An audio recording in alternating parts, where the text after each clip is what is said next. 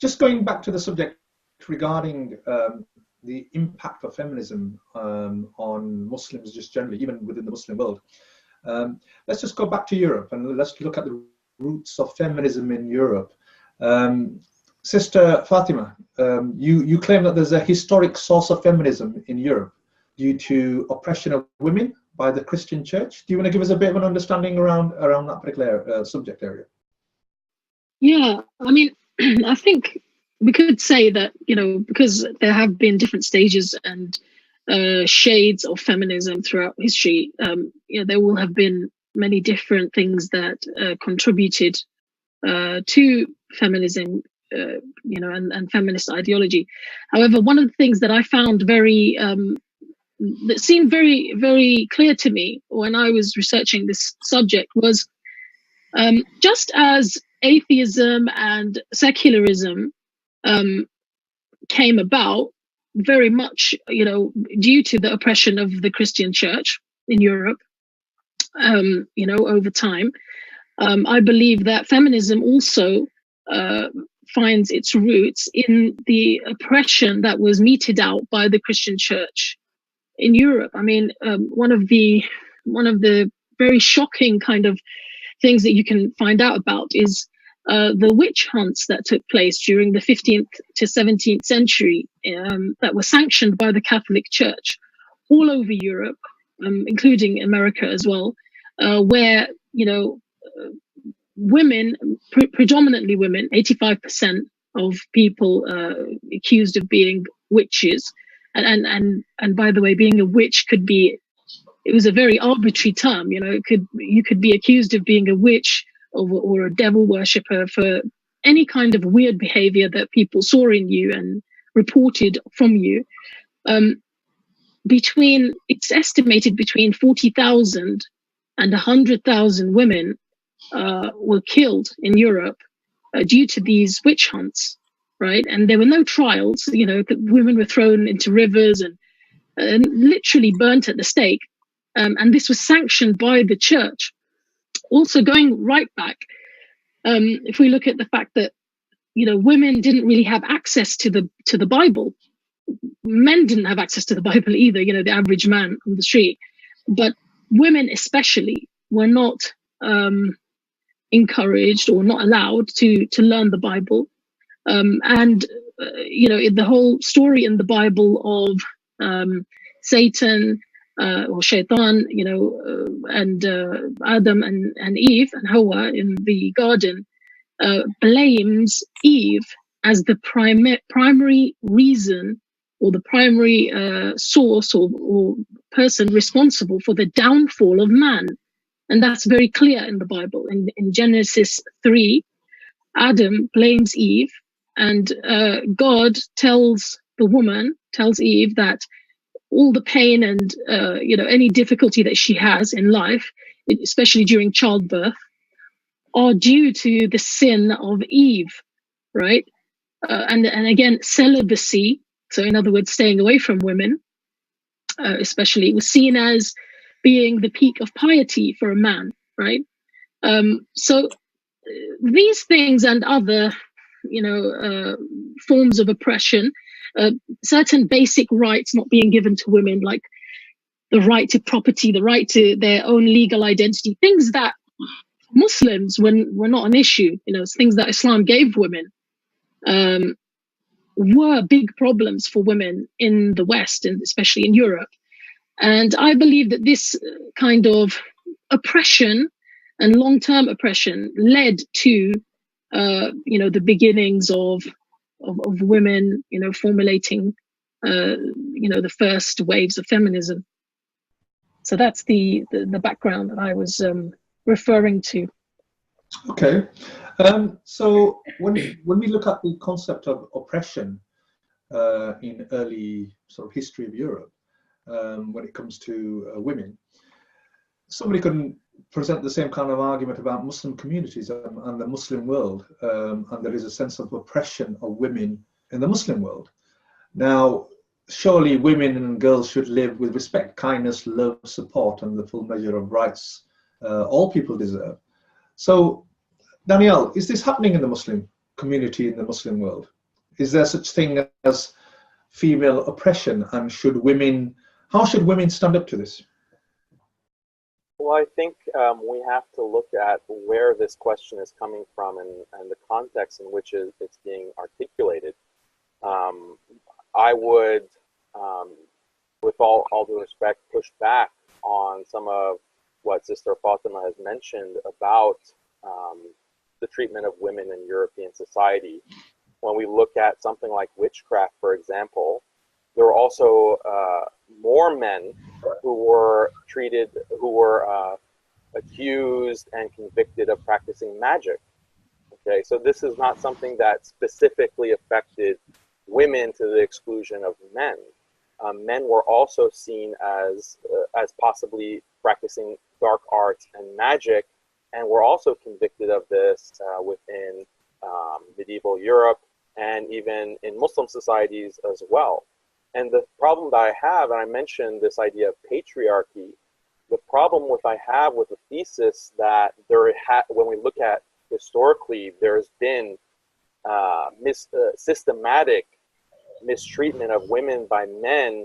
This is a very problematic thesis, and I don't think actual historical fact justifies that thesis, because many of the examples that are cited are very selective. And this is not to say that women have been treated perfectly at all times and places. Not at all.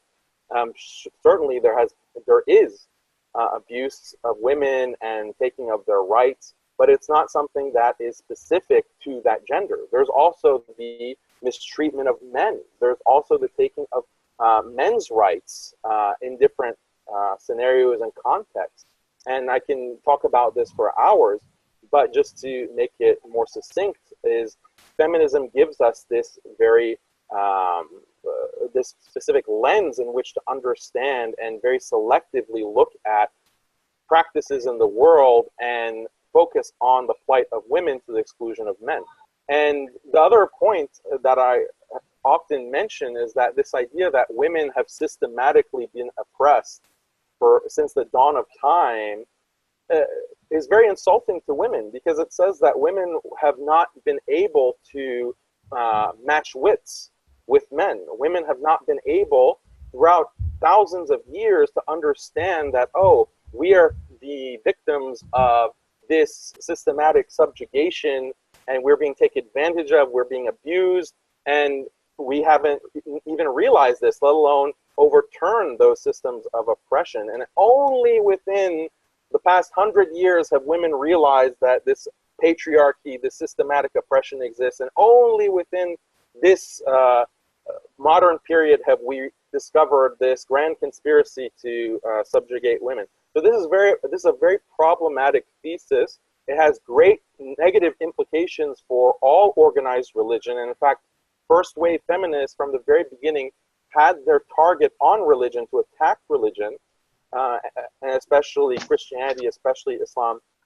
So we have to be aware of this and not buy into ideas and perspectives that don't have a basis in reality and are contrary to our religion.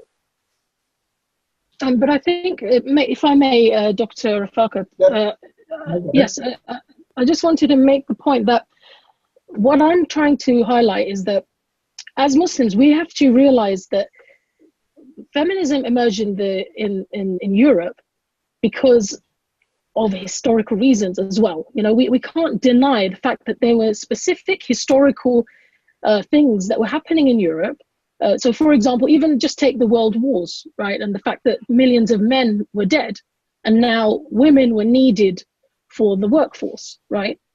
These factors do add up to explain to us somewhat, you know, why it was that feminism emerged in Europe and why Muslims never felt the need for feminism, because, you know, the rights that were denied women in Europe were already given to Muslim women, many of them. And, you know, Muslim women on the whole did not have this kind of reaction. So I don't think it's necessarily buying into the narrative to say that there were certain specific historical things that were happening in Europe that we as Muslims need to realize, feminism was kind of a reaction to. I don't think there's anything kind of conspiratorial in highlighting that. Well, I absolutely agree with you that there were historical factors within Europe that led to the rise of feminism.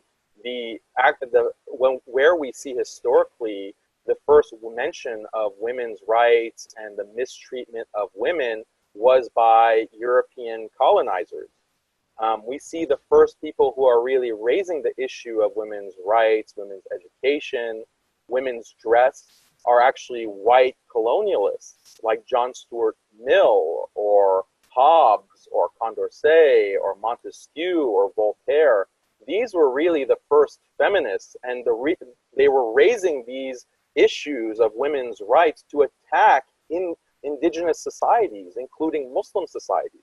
They're using this as a justification to colonize and to civilize the Muslim world, because the Muslims are so backwards. The Muslims are mistreating their women. The Muslims are not allowing their women to dress in this European way, and instead Muslim women have to veil themselves. Instead, Muslim women have to primarily be in the home domestic context.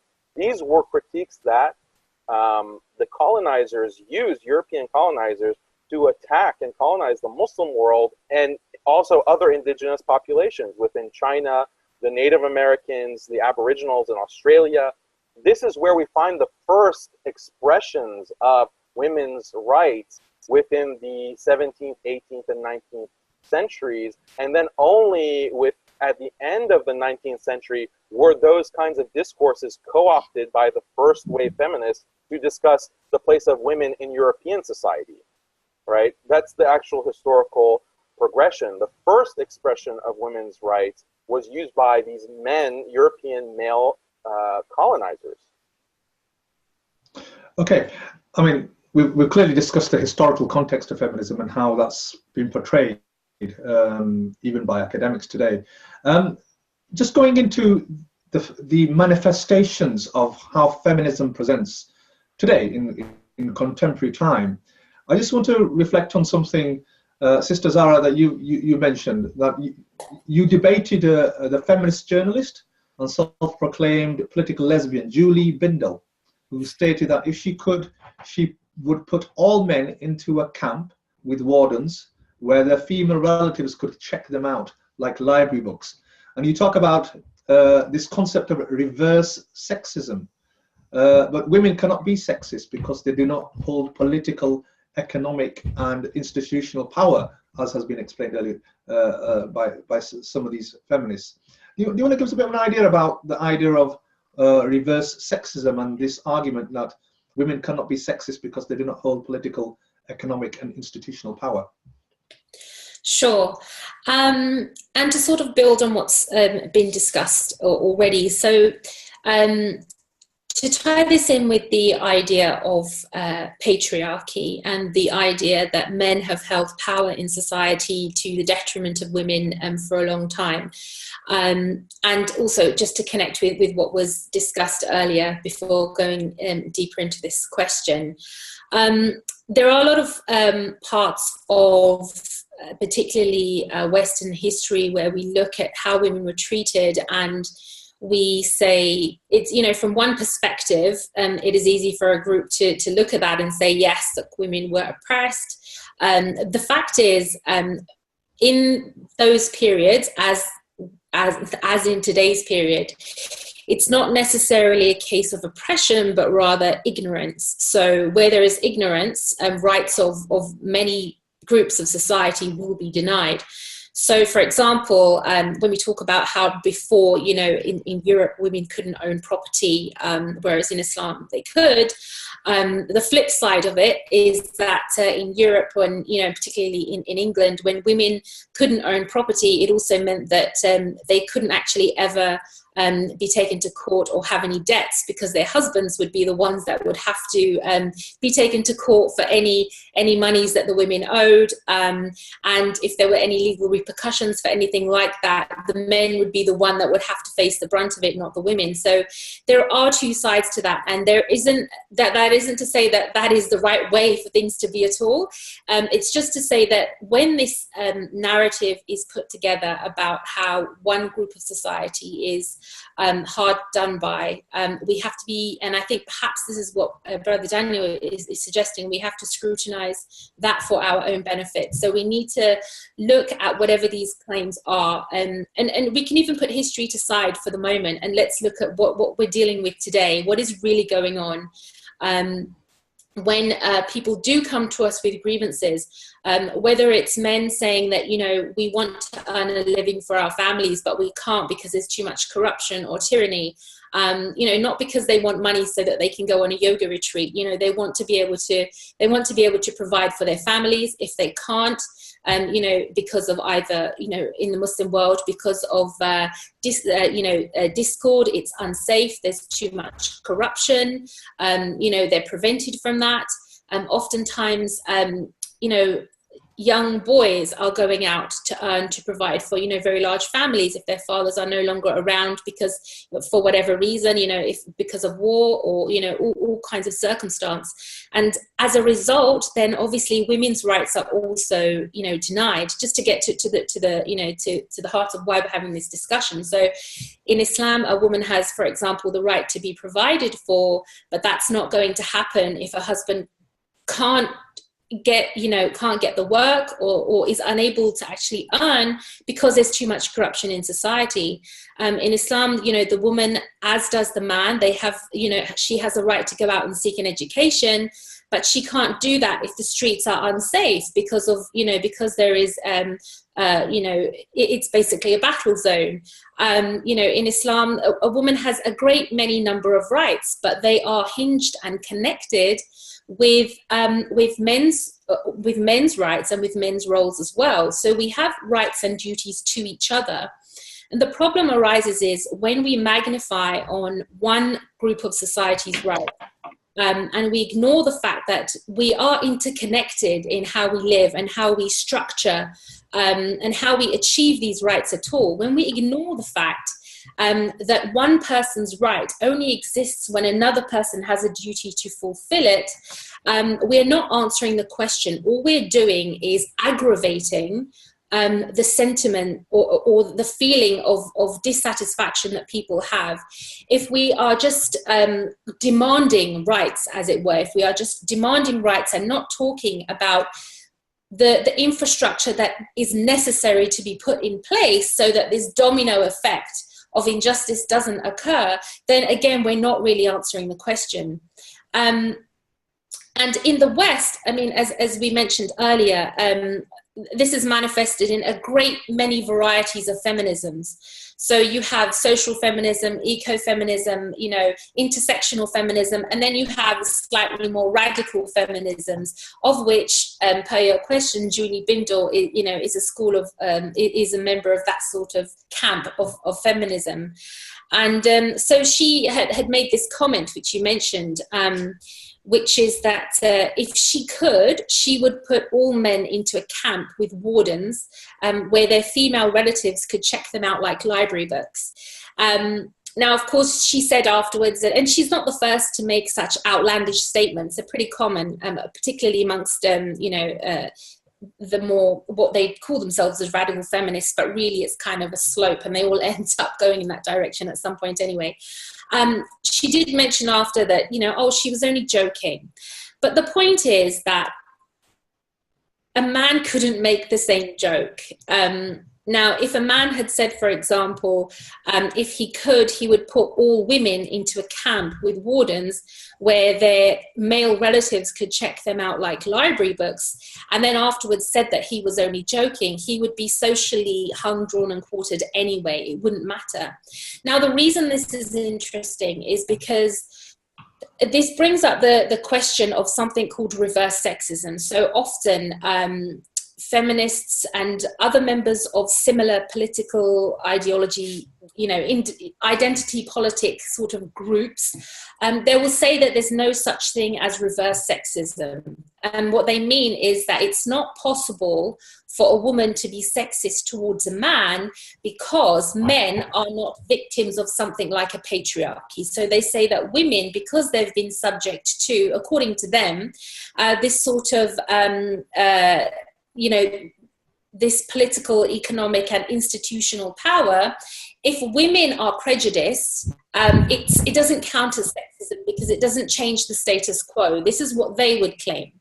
Now, it's funny because, you know, sexism is sexism, discrimination is discrimination. And for Muslims in particular, you know, we live our lives trying to have the concept of accountability at the forefront of our minds. It's not that, oh, when is it okay to be discriminatory? When is it okay to be sexist? These types of conversations come up in, you know, in amongst, you know, in discussions amongst those who, you know, who subscribe to different identity politics. But for Muslims, this is something that we need to be very wary of. And this is why I decided to write about that. And the point here is that being a member, even if we want to, whatever the group is, whether it's racial oppression, whatever type of oppression it is, as a Muslim, being a member of an oppressed class, whether it's for wealth, race, gender, even if we want to go with that, whatever the reason is, as Muslims, it doesn't give us license to then inflict injustice against others or to assert superiority over members of what we perceive to be the oppressor class. So being, you know, if we are an individual in society where we're hard done by for whatever reason, it doesn't exempt us from our own life purpose as Muslims. It doesn't exempt us from our own duty as Muslims to do what we can for justice and for our own accountability, so that we don't have to answer for that. And it's put much better than me, obviously. Allah subhanahu wa ta'ala reveals in the Quran, for example, a very interesting conversation between a weak group, or a group that, you know, that is described as oppressed, and an overbearing group, or an oppressor group. And the weak group and the overbearing group have both been condemned in the hereafter, according to this passage. And the verses are in chapter 34, verses 31 to 32, and it goes as follows. Allah says in the Quran, "If you could see when the wrongdoers are made to stand before their Lord, refuting each other's words, those who were held weak will say to those who are overbearing, if not for you, we would have been believers. And those who are overbearing will say to those who are weak, did we avert you from guidance after it had come to you? Rather, you were criminals." So in other words, these two groups, they will wrangle with each other, they will argue with each other while standing before their creator. And the oppressed group will be trying to blame the oppressor, the overbearing group. And the oppressor will then turn around and remind the oppressed that, okay, you were oppressed, but you could still have followed divine guidance in your own behavior, saying, you know, we didn't make you do wrong just because we were doing wrong.